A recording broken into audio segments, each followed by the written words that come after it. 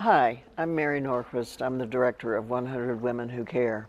This is a brand new project for us in which we are developing videos for all of the NGOs that we have vetted and that we support.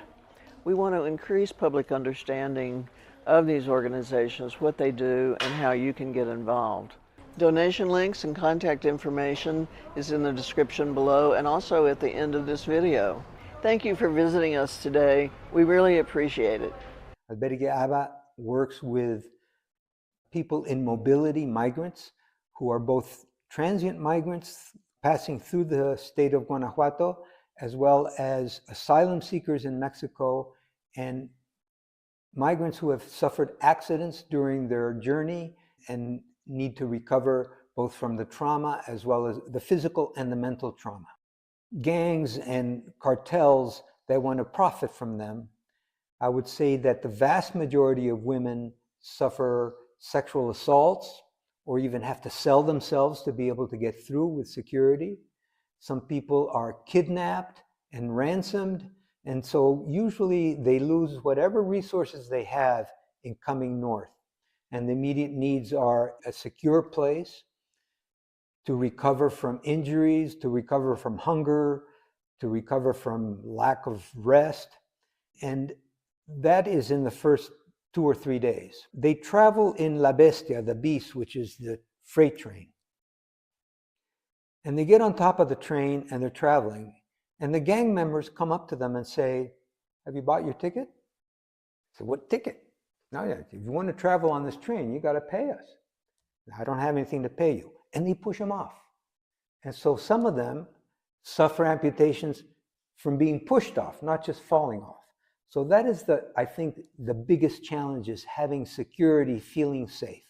So we say no human is illegal, but they need a legal status in the country they're in. And so we help them with that. In the 9.5 years that the shelter's been operating, about 140,000 migrants have come through the shelter. The majority were migrants in transit. So we would get, when there were caravans, the maximum number of people that were in the shelter one day was 400. That was wall-to-wall people. Since the changes in politics have developed, we're seeing less migrants in transit and more migrants that want Mexico to be their destination. So initially we saw mostly men. Now we see families, 3 generations coming together, children. Last year we have two children be born in ABBA. 2 women gave birth in ABBA. I am Hernan Drobny. People know me as Nano, and I'm a member of the board of the Latin American Relief Fund, which is based legally in the United States, but centered in San Miguel, and a member of the board of the Albergue ABBA AC, the organization which is a migrant shelter in Celaya, Guanajuato, that provides services for people in mobility.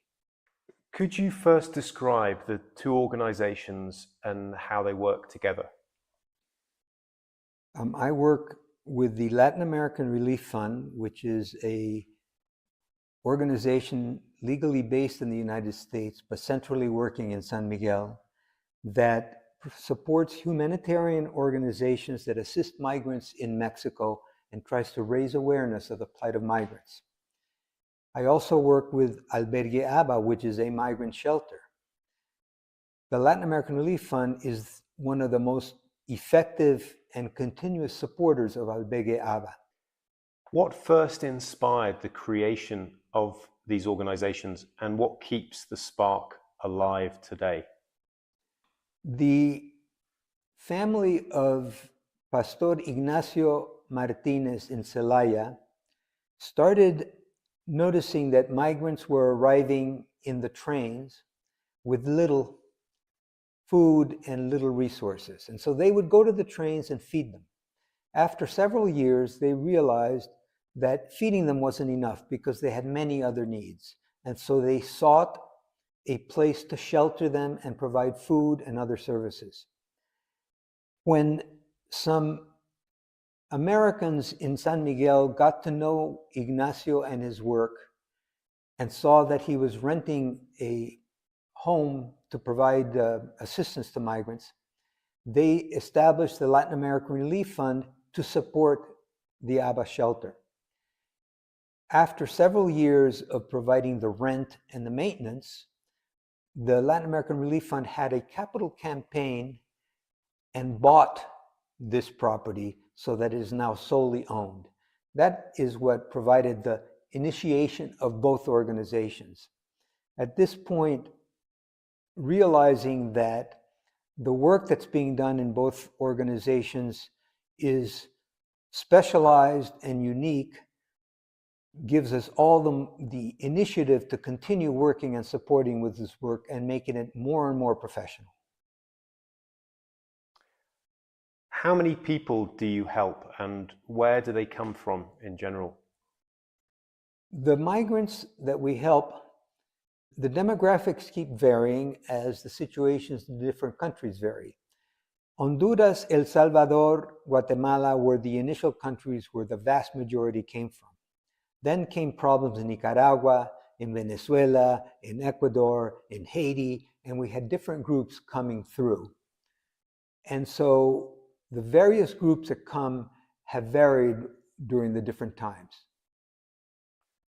What do you see as the biggest challenges migrants face when they arrive in Mexico?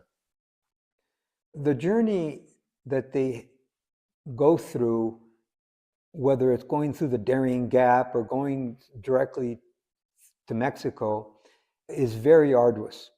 And once they arrive in Mexico, which it's difficult even to get in, they find that the security is one of the biggest concerns, that there are gangs and cartels that want to profit from them. I would say that the vast majority of women suffer sexual assaults or even have to sell themselves to be able to get through with security. Some people are kidnapped and ransomed, and so usually they lose whatever resources they have in coming north. I'll give you one small example here, which is terrifying.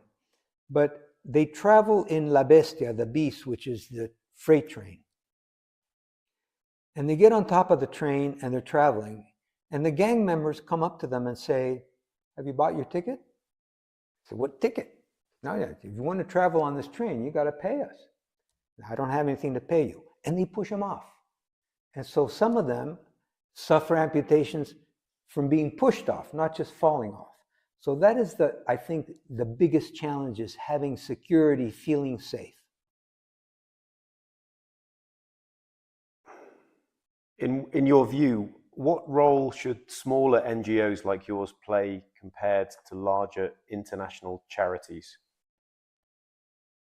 The smaller organizations provide the direct support for individuals. It's personal. It's one child at a time, one woman at a time. And they have a mission to support individuals. And the Latin American Relief Fund helps Albergue ABBA fulfill that mission as they fulfill their mission. The larger organizations have a mission to support populations, have a mission to support certain groups of individuals, such as refugees or migrants, but not the individuals. So they seek out the smaller organizations to help them fulfill their mission. If you do your mission well, as a small organization, you get support from the larger ones. And how do you balance providing immediate relief to these people with addressing the longer term needs of the people you serve? Well, for the individuals that come, you have to meet the immediate needs before you can even begin to start thinking of long term. And the immediate needs are a secure place to recover from injuries, to recover from hunger, to recover from lack of rest. And that is in the first 2 or 3 days. Those that stay longer term or are injured need help not only in physical recovery, in rehabilitation, and getting prostheses and learning how to walk again, but they need ways of recovering from their trauma, as well as getting regularized So we say no human is illegal, but they need a legal status in the country they're in. And so we help them with that. Those processes can take months and years. Could you share with us one of the most powerful or memorable stories you've witnessed through your work? We get so many examples, but the one that comes to mind is Mari, who was a woman from Honduras who was coming with her daughter and fell off the train and lost both of her legs. And she and her daughter and she were separated during the accident. The daughter was taken to ABBA for shelter, and Mari, who was taken to the hospital, was later reunited with her daughter at the ABBA shelter. Over time, as Mari began to heal her wounds, and her daughter, who stopped talking and was so traumatized, began to feel secure, play, go to a kindergarten and daycare, they gradually recovered. And then Javier, another migrant from Honduras who lost his leg on a train accident, arrived at ABBA, and they fell in love, got married, had a child, learned job skills. Mari became a jeweler. She became making jewelry, and Javier got a job in working for the municipality in gardening, and they later had a child, and they have now moved to their independent apartment. So this is a completion of the mission. Fantastic. What do you think most people misunderstand about migration in Latin America? Well, as we've seen covered in the news reports, many of the leaders vilify migrants. They say that they're criminals, they're lazy, they just want to take advantage of us. When the reality is that they're individuals that are desperate. They don't want to leave their homes, but they feel forced to. And so the misunderstanding of migrants as being dangerous or a threat to our livelihood is so completely different than the reality that they help our societies economically and provide services. And I think that that's the biggest misunderstanding people have about migrants, that they're really humans who are less likely to commit crimes than the population they're living with. Which partnerships or collaborations have been most important to your success so far? The partnerships that we've developed at ABBA include partnerships with powerful international organizations because we're the only one that provides the specialized care. And so we've had partnerships with the UNHCR, which is the refugee organization of the United Nations, as well as the IOM, which is the migrant organization of the United Nations, as well as the International Red Cross. And they have supported those specialized services that we're able to provide. And in the partnerships around the Latin American Relief Fund, including the connection to ABBA and the visibility that we're able to raise around ABBA, and we have received support from different religious groups around the United States as well as in San Miguel. If someone wants to make a real difference to your organizations, what's the most effective way for them to help? We always need more resources. We are building a new community center for rehabilitation and reintegration into society, and that's going to require a lot of resources. And we need support from the Latin American Relief Fund to build these resources, to support these resources, including people that can help us identify foundations that might be able to help us both in Mexico and the US, write grants for them, as well as we've received support from specialized organizations, one of them, which is the Partnership for Trauma Recovery, when we realize that people are so traumatized, the idea of training all staff members at the shelter in being well informed about trauma this organization out of Berkeley, California, is providing training and reviewing all our protocols for care. So we're getting support from specialized organizations, and that kind of support is invaluable, but in reality, financial resources is necessary, and without them, we couldn't continue our work. How has the recent geopolitical changes in the United States and other countries, how has that increased the number of families and people that you help?